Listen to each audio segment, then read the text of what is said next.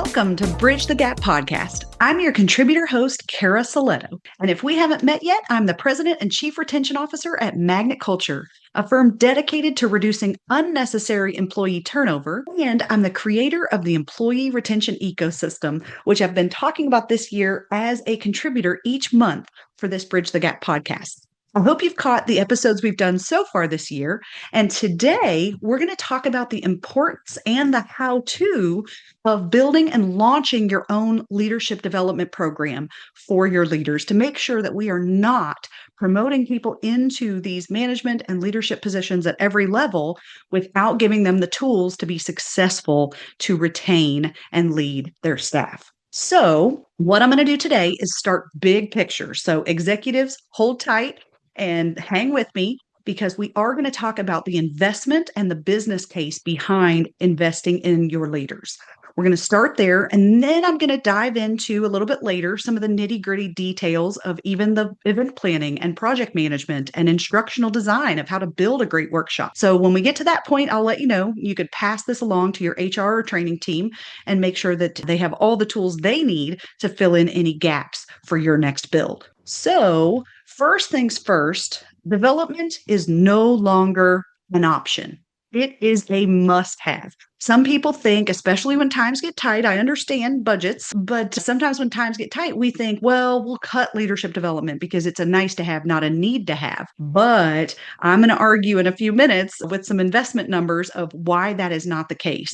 And the first and biggest argument that I would say is that today's new workforce they expect leadership development and professional development at all levels. It's not a nice to have. It is a recruiting tool, and it is a reason that people will quit if you do not have those programs in place to provide that knowledge, that learning, and those stepping stones for folks to work their way up, not just with actual promotions, but also just learning more on the job and being invested in that position. So leadership development can no longer be on the back burner, even though we've got a million priorities. I totally get that, but we absolutely have to make sure we're putting this and keeping this in the budget year after year. All right, so the biggest barriers I see, the number one barrier is who owns leadership training at a senior care organization. I see it all the time. There's a lot of that finger pointing. The operations team is saying, we need these leaders to be better equipped.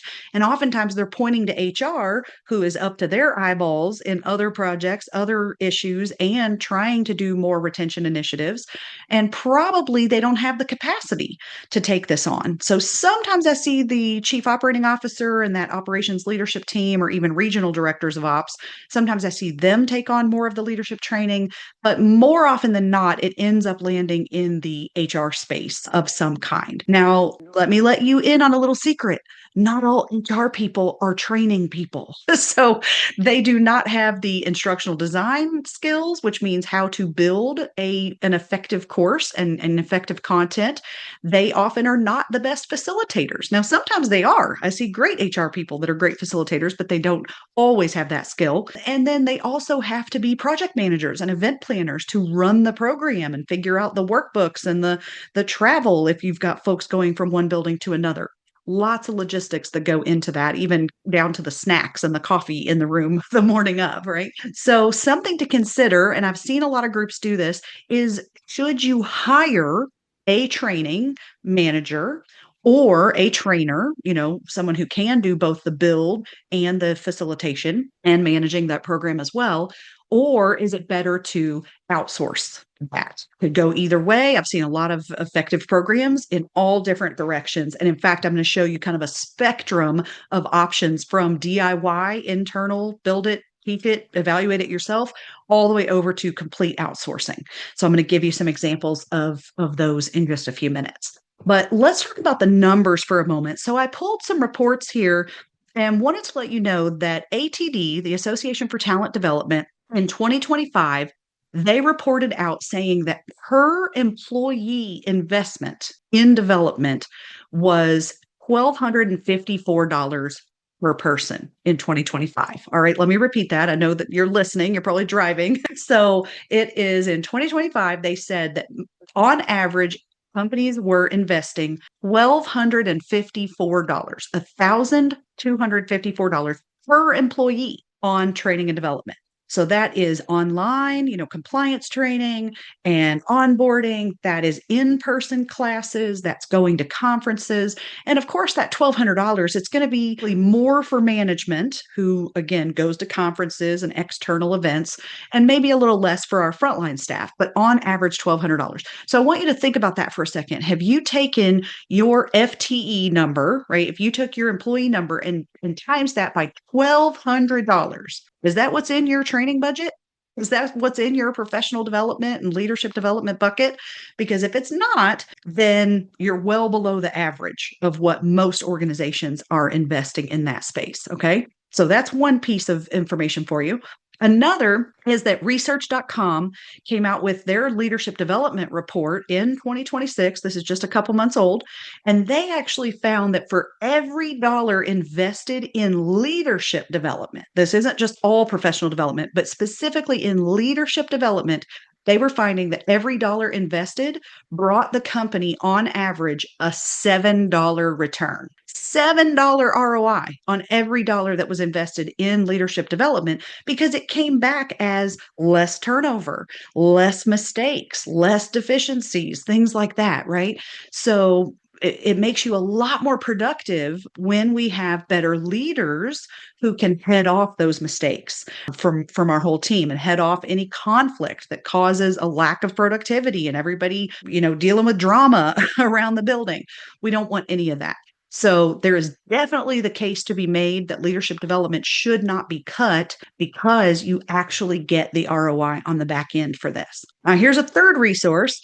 Training Magazine said that as of 2025, that 28% of training is now back in person.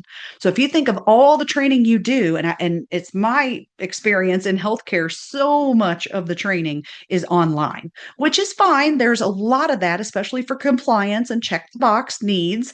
We have a lot of online options. So that's good. But Training Magazine also says that the most popular type of training is in person, and it's climbing back coming out of the pandemic. It's climbing back every year as a higher and higher percentage.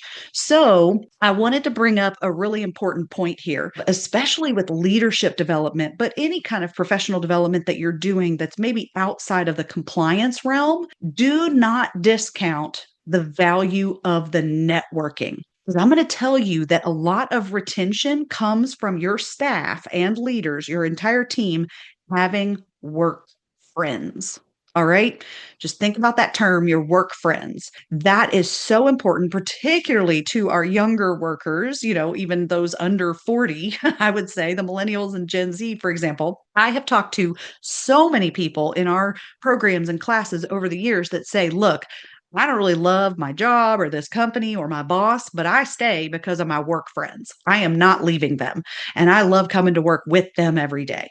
So don't discount the value of people getting together for these trainings. Even if you're teaching a topic, it does not matter what the topic is, before and after and during the break and in the small group discussions, these folks are building trust with one another. It is a true team building activity and trust building activity to have in person or at least live courses. Even when we run virtual classes, if I've got buildings all across different states, when we get all the directors of nursing on one call to learn about emotional intelligence, they still build relationships with each other from this live interaction.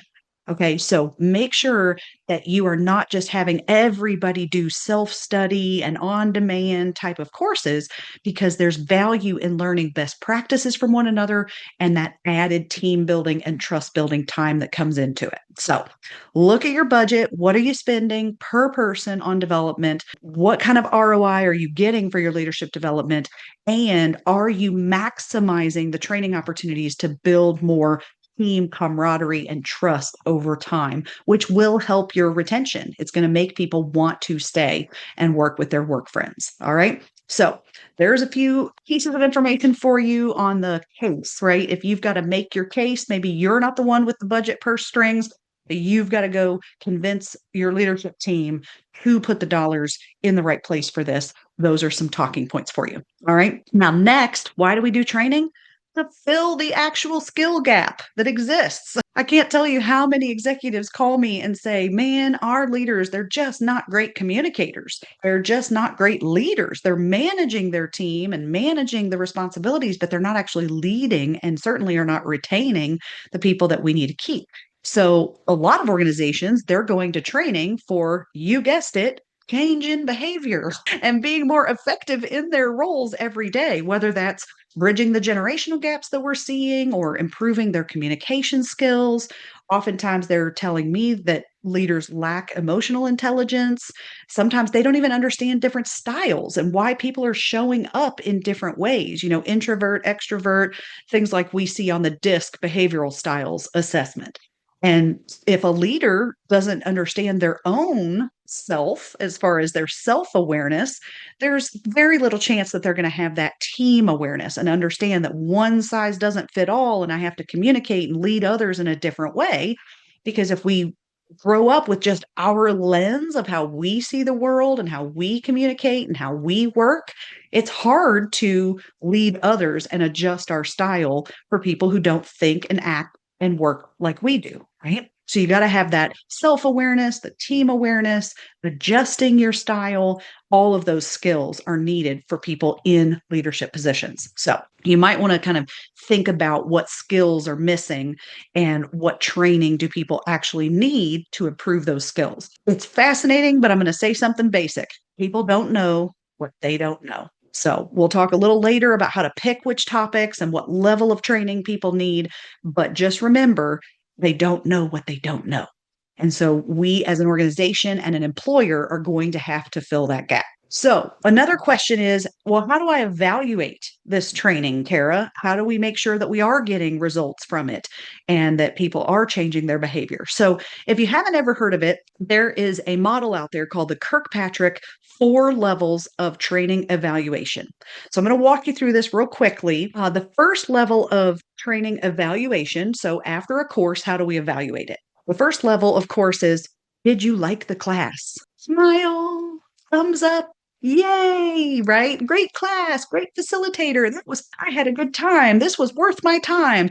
Those kind of, they call it smile sheets that people fill out afterwards. That is just the first level of evaluation. That's their reaction level to the course. Did they enjoy it? Did they feel like it was worth their time? Well, that's an easy one to capture, but that's probably not what you're looking for as an organization for this investment. The second level you're definitely looking for, and we're going to keep climbing, but the second level is learning. Did they actually gain new knowledge from the class?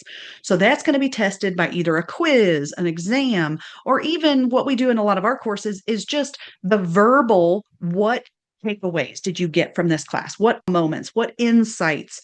What is your new perspective on things? Have we broadened your lens? Did you learn something new and think, I never thought of it that way, or I never saw it that way? That is a whole other level of learning, which is great. And most of the time, we can easily measure those two. Now, the third level is behavior change. Did behavior change actually happen because of attending the training? So this is really important. And this one can be measured if you go check on them later, right? So we might encourage you to check in at 30 days, 60 days, 90 days, and ask through a simple survey or checking in, face to face with folks of what did you change coming out of that class? Did you change your mindset, your behavior, your attitude, your communication? What did you change? And what kind of results did you see from that? So, for example, when we teach, one of my favorite things to teach is about switching from drive-by check-ins with your people to more genuine check-ins with your people, which I think you can imagine the difference between a drive-by check-in, hey, how's it going? See you later, versus a true sit down, even just 5 minutes, not 30. But when we teach that, a lot of times after 30, 60, 90 days, if we check in with a manager, they will say that they changed their behavior with their check-ins, that they started to have more genuine check-ins. And then a really cool result is they learned more about their team. Their team felt more supported. They got more depth from their team of what their team actually needed instead of just hearing, I'm fine, I'm good. Because when people say that, it means their manager doesn't have time for them. But when you do a more genuine check in, then the staff start to realize, oh, she's really asking, like she's really here to help. Okay, well, yeah, I actually have an issue and I could use your help.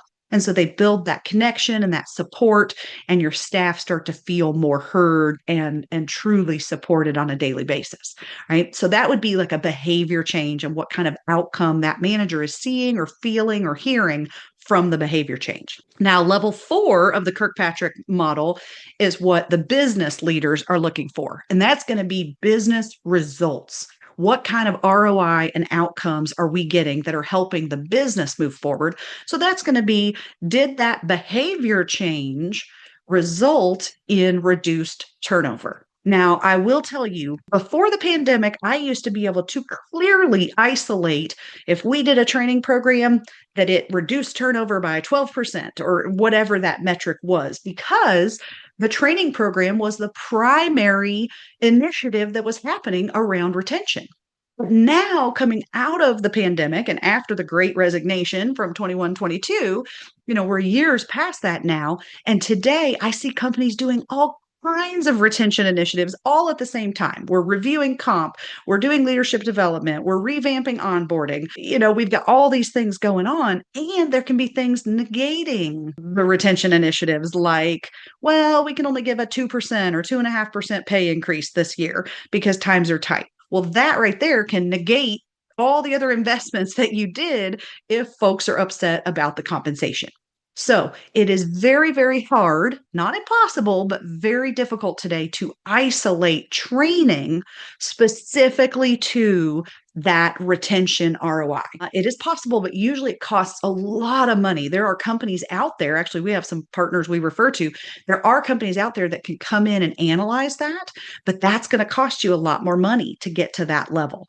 Now, if you're working on culture and retention and leadership development as a whole, right? So if you look back at our employee retention ecosystem model that I talked about a couple episodes ago, if you look at retention more holistically like that, leadership development is going to help you get to those numbers. And so you can measure that over time, but it's probably going to take more of a holistic approach rather than just saying, if I spend these dollars on training, I better get this ROI back immediately, or, a very straight line to that business outcome that you're looking for. So just something to think about. It is possible to measure, but most of the time what our clients ask us for, or what they're looking for, is the learning, the knowledge that they want their leaders to have, and more of that behavior change that we want them to actually implement what we taught in the class, right? Big shocker. That's what we're trying to accomplish. All right, so let me talk about that spectrum of, should we DIY this? Should we teach it internally? We would build it, teach it, evaluate everything internally, versus the other end of the spectrum is completely outsource it, right? So sometimes companies just say, we're going to bring in a leadership development company and let them be our training arm solely. They run it, they teach it, they build it, all the things. Now, somewhere in the middle would be a collaboration. You might work with an external partner to customize programs for you, or maybe you teach some of it and they teach some of it. So I'm going to give you some examples of these different areas, but you can also use multiple collaborators. Some companies will bring in multiple trainers on different expert topics and put together a bigger program that they couldn't have built internally. And they just know that they don't have the expertise. So you can do anything from all by yourself to completely not at all on your own. And some things to think about there are, do you have access to great content? Do you have folks internally who are experts, or you have access without stealing other people's material, by the way, but do you have the access and the expertise internally, even your own best practices, to share and to put into a course? That's one question. Second, do you have great trainers internally? Do you have folks who are really great facilitators that just have that charisma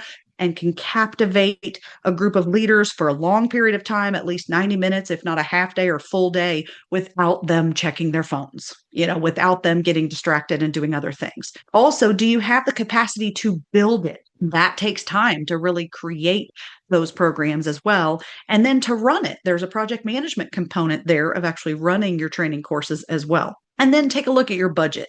Does it make more sense, depending on how large you are? Some organizations, it makes a lot more sense to just hire a full time trainer and bring somebody on to run that versus outsourcing it because you only need to run a few classes a year and it'd be way cheaper to just have somebody who already does training do that for you. Okay. So, got a lot of options there. And then, how much do you want your training programs customized for your internal language? If you want a lot of it to be really specific to your company way, the way that you do things, the language that you use, oftentimes it is best to build it yourself and teach it yourself. Because if you bring in an external company, it costs a lot of money to pay them to customize it. So if you're not willing to take really great expert content off the shelf, I mean, I hate that term, but take what they're learning from others and with other organizations even and bring it in,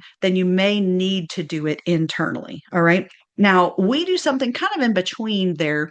We don't really customize our training because the topics are so specific in our expertise, right? Retention and generations and communication and emotional intelligence, those types of topics. Those topics are industry agnostic.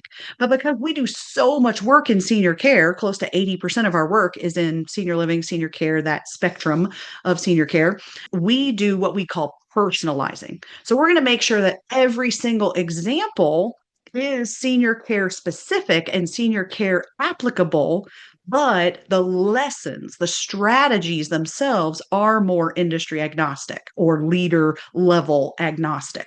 Okay. So that's something to think about as well.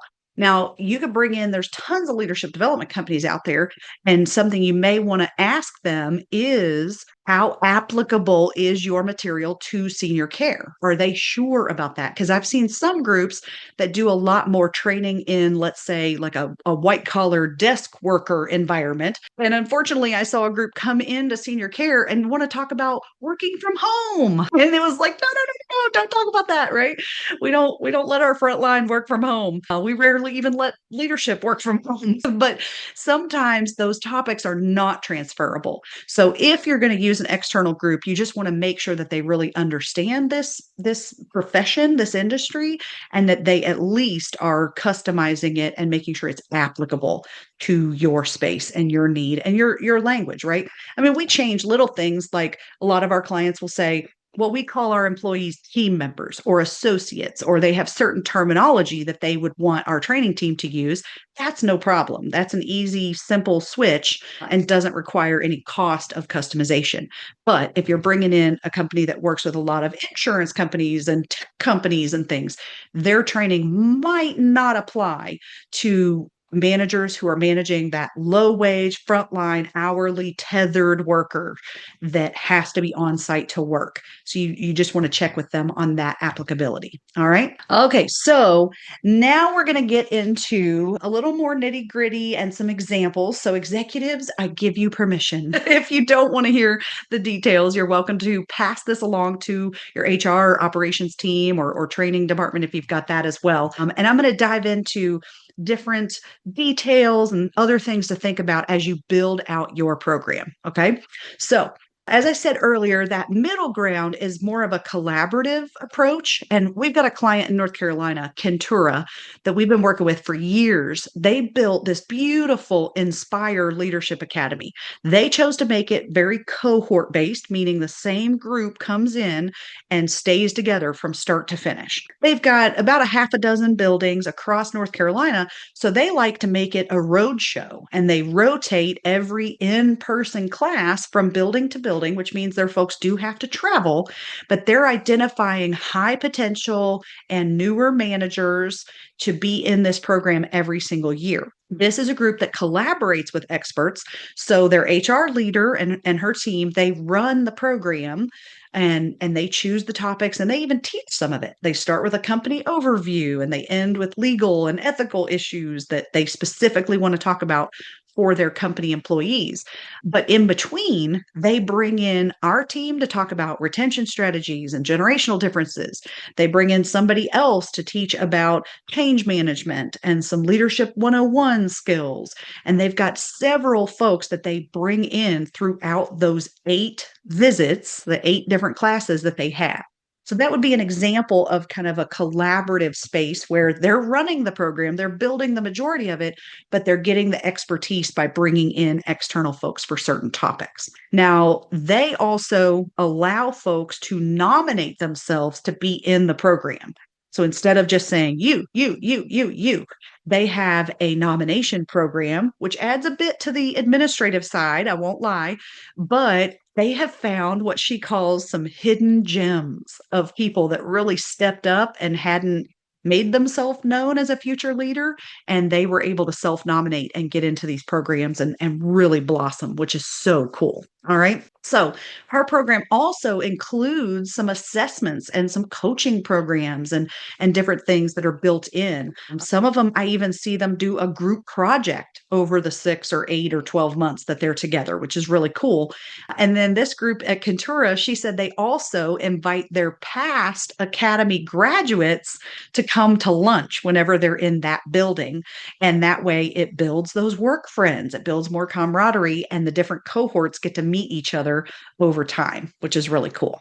All right. So there's just some ideas on a more collaborative middle ground type of approach. And then you need to decide, like Kentura, do you want a prepackaged cohort-based step 1, step 2, step 3 type of program where the same people go through together?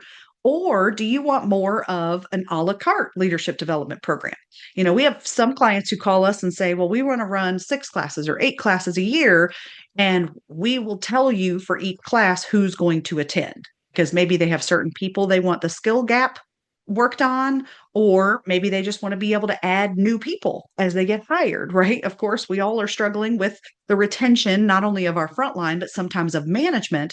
So if you do a cohort-based program, just remember that a lot of times you can't throw people into the middle of that program. It's really meant for a start to finish approach. So if you do more a la carte, we're going to run a leadership class. You can even name it. You can put a brand behind it, but we're going to run leadership development classes all year long. And then as new leaders come in or leave, we will adjust our kind of attendee list, right? The participant invitations with that. But with that approach, just remember the topics need to be standalone. So they don't have prerequisites. They don't kind of build on each other to be less advanced to more advanced over time. Instead, they would just need to be standalone topics, which is totally doable. Just something to think about when you put this together. All right. Now, another option too is to license content.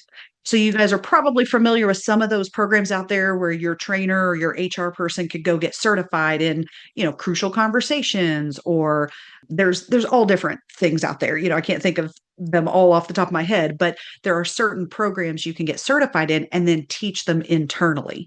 So that's another option. In fact, we've done that with a group out of Missouri. They have a trainer, but she didn't have the capacity to build brand new classes. So they called us and said, can our trainer teach your classes? So we did a licensing agreement and a train the trainer time with her to make sure she had the PowerPoint, the facilitator's guide, the workbooks, everything she needed. And they were able to save a ton of money by her then going building by building and teaching that to their folks internally. We even allowed her to make that customization that they wanted, to do some tweaks to her own PowerPoint and make it really their own, right? So that might also be a middle ground for you. I would be remiss if I did not bring up AI. So I want to give you a word of warning with AI and then some ideas of using AI. So first things first, one thing that AI is causing a lot of chaos around and some problems is if you ask AI to build you a leadership development class, like, oh, I want to teach emotional intelligence, so build me a class, it can do it. The problem is it is using probably copyright material. It is using other emotional intelligence expert content that you don't have the right to use and to teach. So it's really scary when you start to do the instructional design and build your courses using AI because it's typically not great at avoiding protected content. And you could be at risk, which none of us want, of people finding out, coming after you to say, you can't teach that content. That's my intellectual property, whether it's trademarks material or copyright material. So got to be really careful on the building side if you want to build a class. I will tell you, AI can absolutely expedite, especially for your busy HR team, can expedite your leadership development plans in a lot of ways. Here's a little list, a little checklist for you. It can definitely help you brainstorm the potential topics and a training plan. I've done that with a client where we said, hey, build a 12-part training plan that includes these kind of topics and how often should we have it and what would the classes be called. Again, you can pull ideas for the topics, the name, the content, the descriptions, and just also try to make sure that it's not using anything trademarked, for example. But it can definitely help you brainstorm.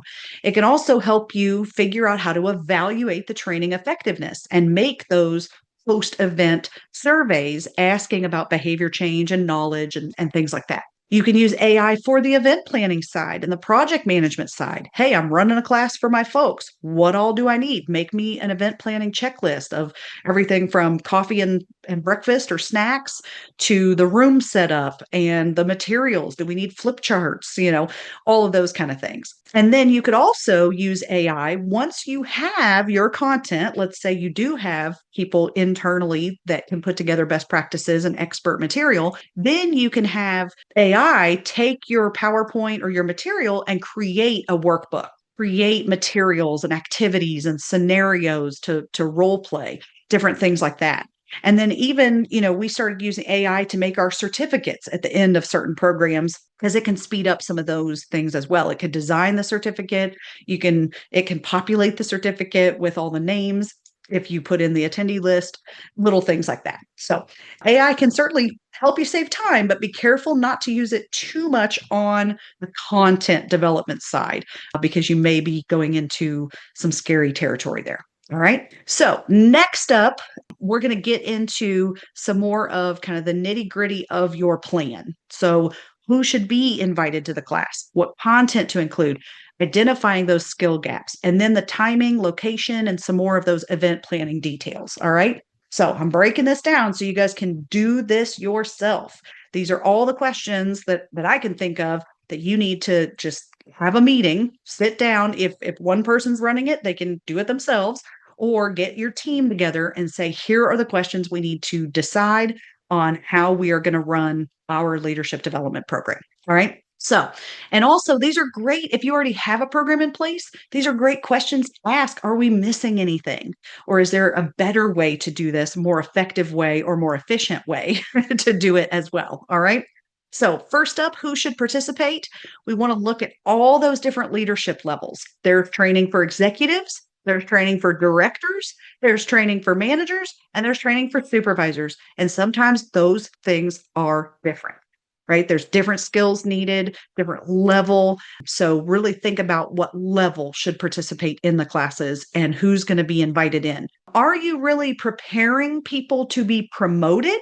Are you trying to find those high potential future emerging leaders?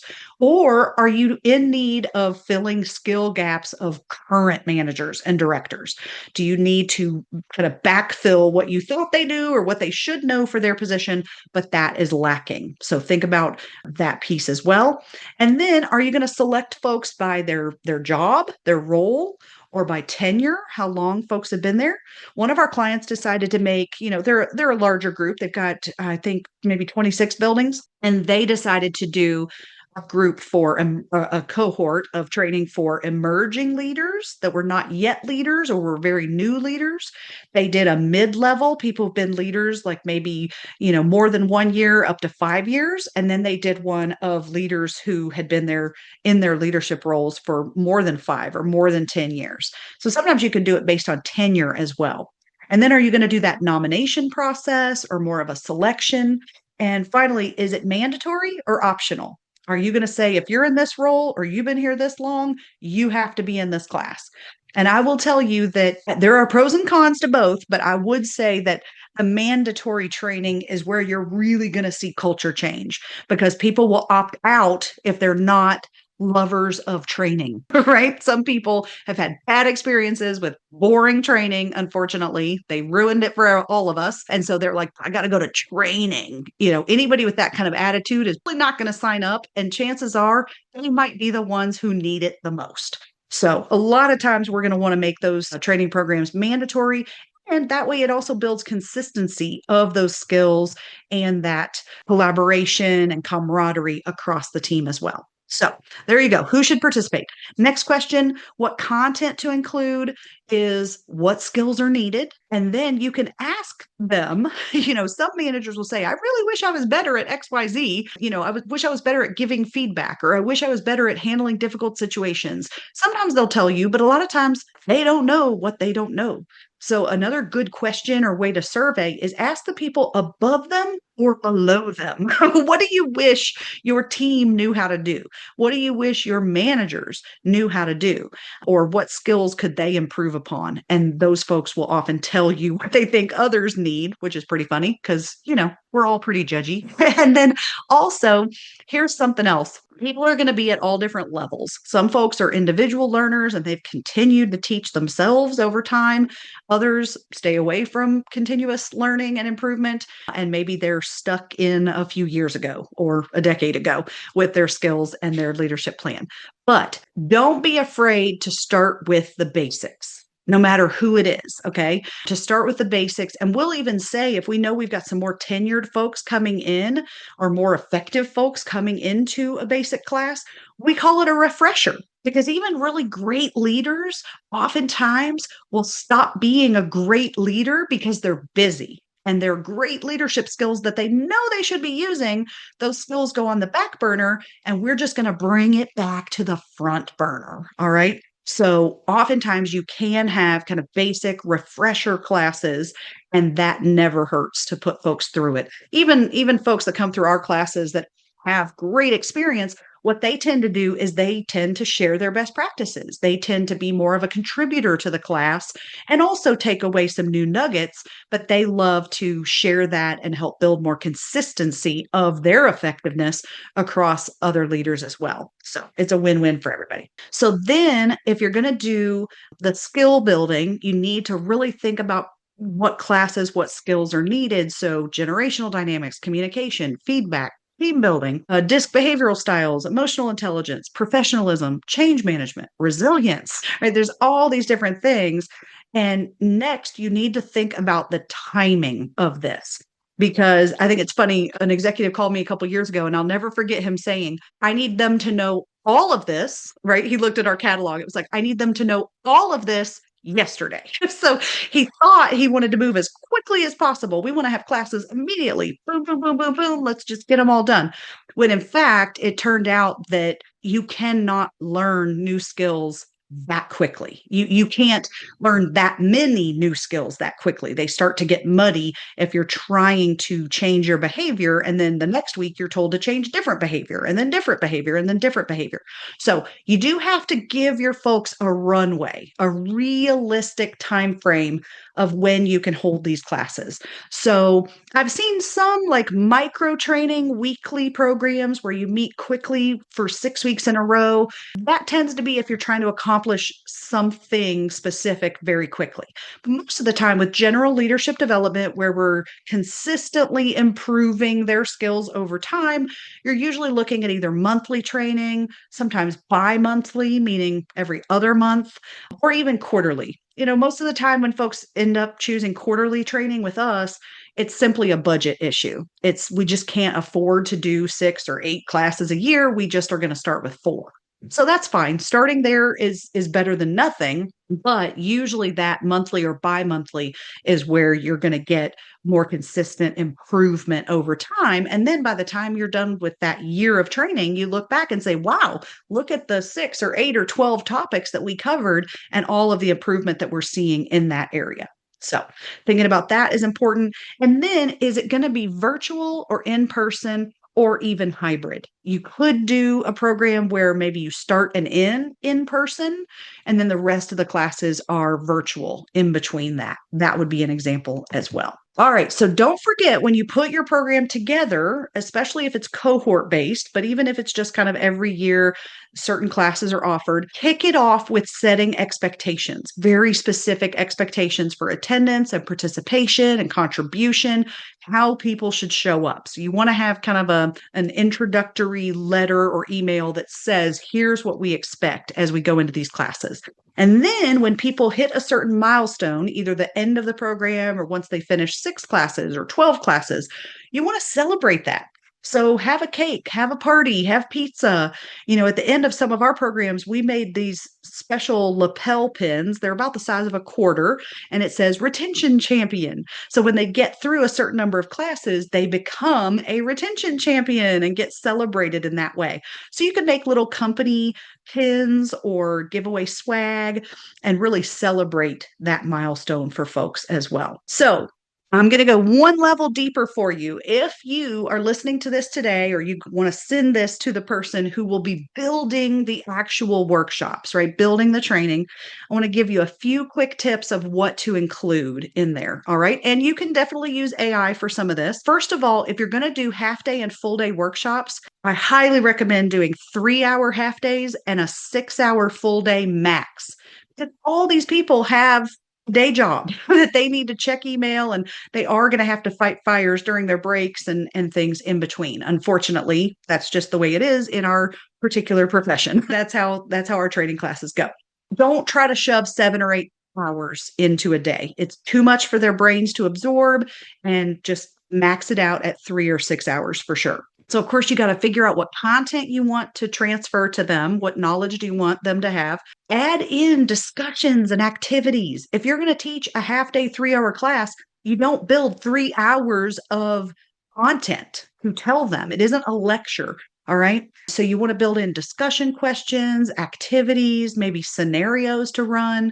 Hopefully, you're also going to give them, before they walk away, some tools, some templates, some scripts to use when they need to pull those talents out later, right? That new skill that they have their tool, template, or script right there. Hopefully, at the end of every class, you're helping them with an implementation plan. So what are you doing the next 30 days or the next 2, 3, 4 weeks to implement and practice and build a habit out of this new skill that you've learned today? And then afterwards, you can actually give them some homework, or we call it an action guide, a 4-week action guide of what to do next, how to practice and implement those things. So hopefully you also have that kind of tangible workbook that they have to refer to, and it has some homework in the back of where to go from here.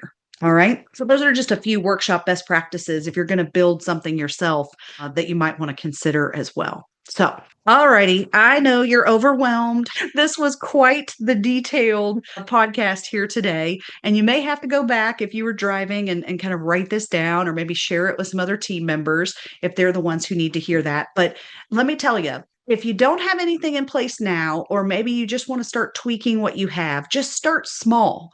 You don't have to tackle a huge program and say, well, we're going to make a 6 or 12-month program and get all the details and all the content ready before we launch that.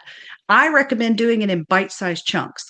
So just start with 1 or 2 classes. And launch those, get those started, and then build class 3, build class 4, and do it over time. In fact, if you make a 6-class plan, you don't have to have the 6th class built until the 5th class is taught, and then you can build it. Now, you want to be careful not to run out of time and do things at the last minute, but you can build these programs over time. So don't overload yourself in thinking, I've got to do it all as one big project before we can hit go. That's not the case for this as well. Okay, so just start small, schedule 1 or 2 classes, and move yourself forward with. Now, I'm gonna close up here with that good old ancient proverb that says, the best time to plant a tree if you want shade was 20 years ago. because now you would be reaping the benefits of that, right? But we can't go back in time and do that. So the second best time to plant a tree is today. If we know that our leaders need more support, more resources, more skills, the best time to start leadership development is today and to get this ball rolling. Because 6 months from now, 12 months ago, or 12 months from now, we will have wished that we started 12 months ago and that we had already instilled those skills in our people. So really think about trying to move this to the front burner, get it on somebody's priority list, and making that happen here in the next quarter for sure. Get those conversations started. So reach out to me if you have any questions. I'm the only Cara Silletto on LinkedIn, so I'm really easy to find. It's Cara with a C, C-A-R-A. So I hope this was beneficial for you, from big picture thinking all the way down to the detailed execution of building your own leadership development program for your organization. My name is Cara Silletto, and I want to thank you for listening to this week's Bridge the Gap Contributor Wednesday. I hope you'll join me for more episodes to help you reduce employee turnover by transforming your leaders into retention champions.